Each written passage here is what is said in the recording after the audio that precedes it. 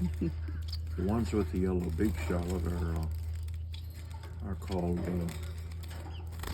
zebra finches. The orange beak? Yeah, the orange beak. You can see on their tail they have stripes like zebra. Yeah. And there's on their chest, it's their breast, it's the same thing. You can see it there.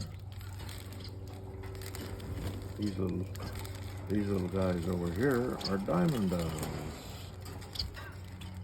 And they're just starting to come up to me and eat out of my hand. It'll take them a minute. They're a little more shy. They'll be along.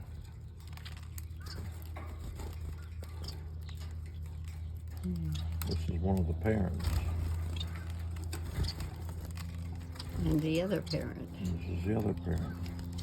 I can tell because of the rings around their eyes that are more predominant and they're orange color. Do you see that? Mm-hmm. The other ones are just young ones. That's starting on them.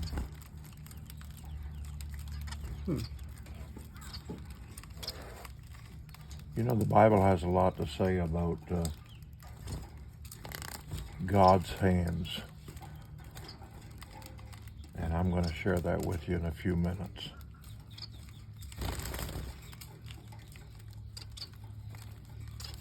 Isn't that cool? Mm-hmm.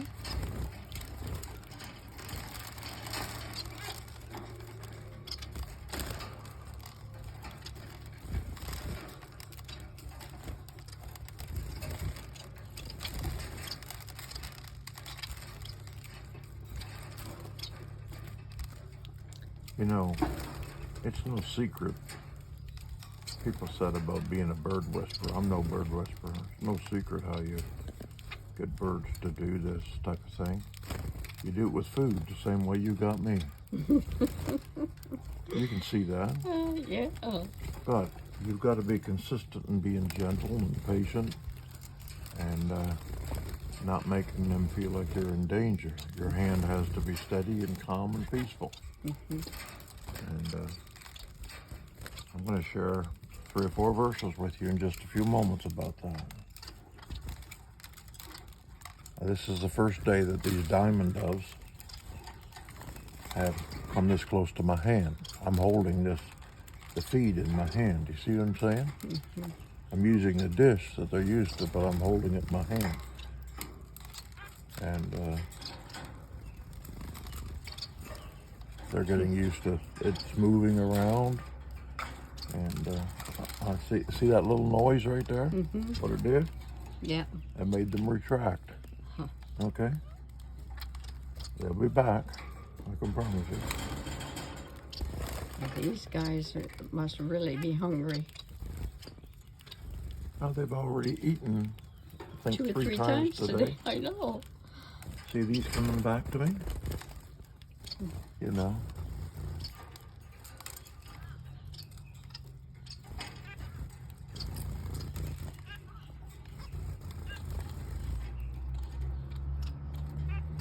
Watch me take my hand out of here now. You do this gentle. And if you do this calmly, nobody's disturbed whatsoever. And you put a little out here for this right here. And let me get up from here. I got something I want to get. And just hold tight, okay?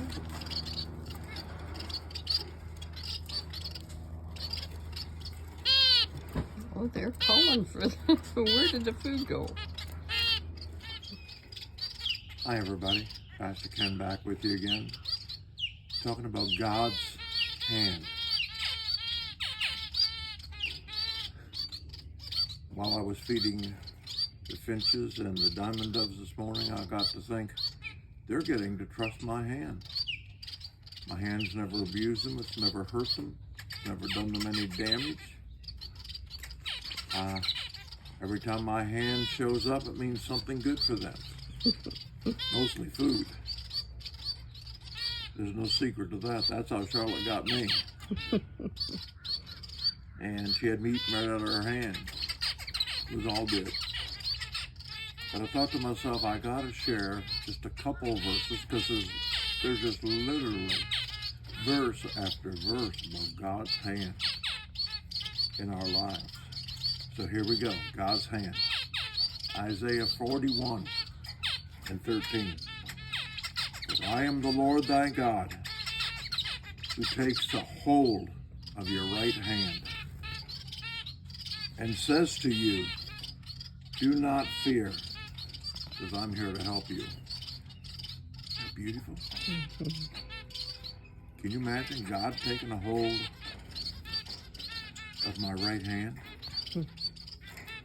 That would mean that we're pretty close. The same concept's going on here. You're making the connection. Psalm 68:8. My soul clings to you because your right hand upholds me, holds me up. Isaiah 46:1. I will be your God through your lifetime until your hair turns white with age. I made you and I'll care for you. That's beautiful. That part about your hair turning white with age got my attention. Mine too. Psalm 145:16. You open your hand and satisfy the desires of every living thing.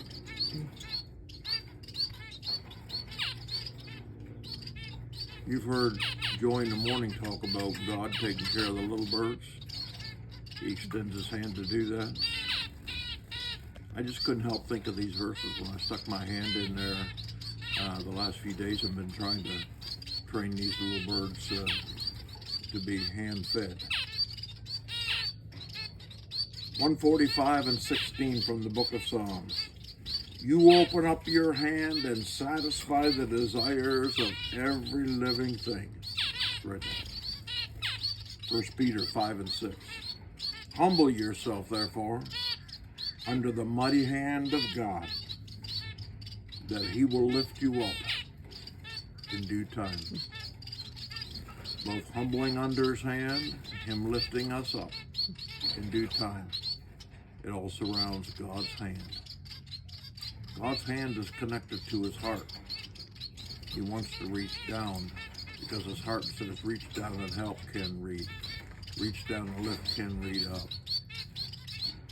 Reach down and encourage Ken Reid. Reach down and take your hand and keep him from getting in trouble. He wants to do the same for you.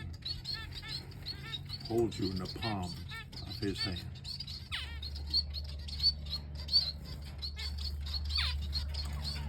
Charlotte just said to me, you know what I like is, go Charlotte.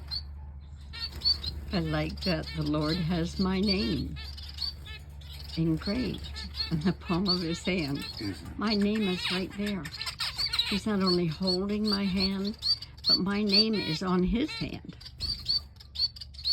Isn't that amazing? And yours is too. Huh?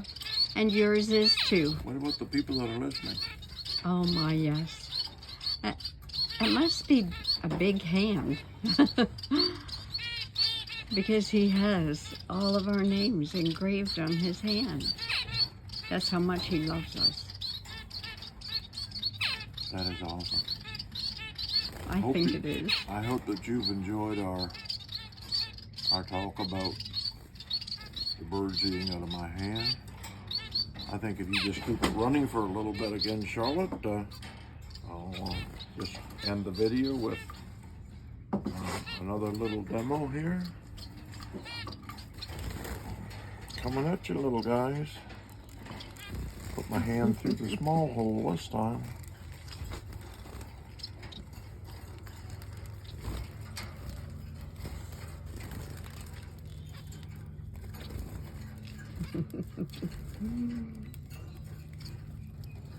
Oh, they're loving that, aren't they?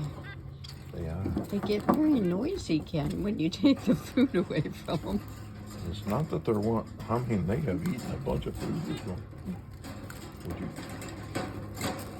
Would you guys like some more? Say you are. You're starting to come up with more confidence. You're starting to come up with more assurance and confidence.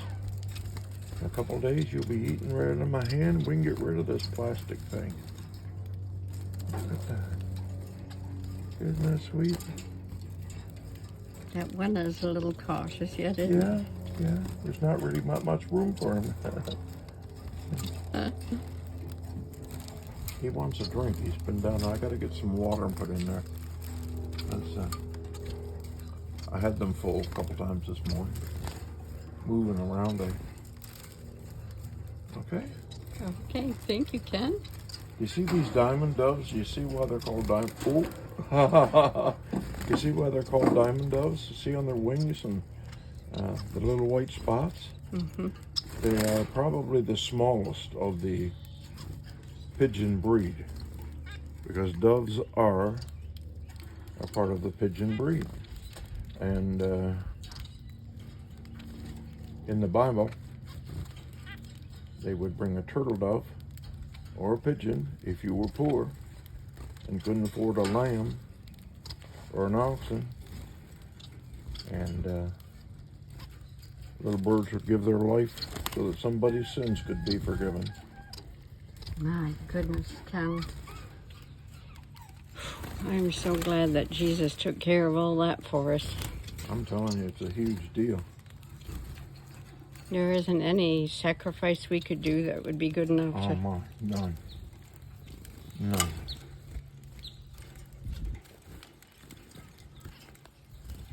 Thank you, Jesus. Thank you, Jesus.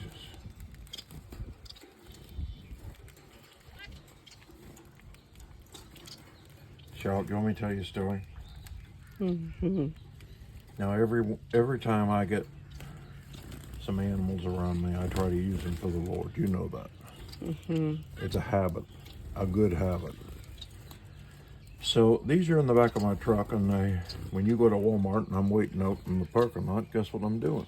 What I'm doing right now. And I just stand there. It's only a minute or two till somebody shows up. It happened 2 or 3 times yesterday. It happens regularly.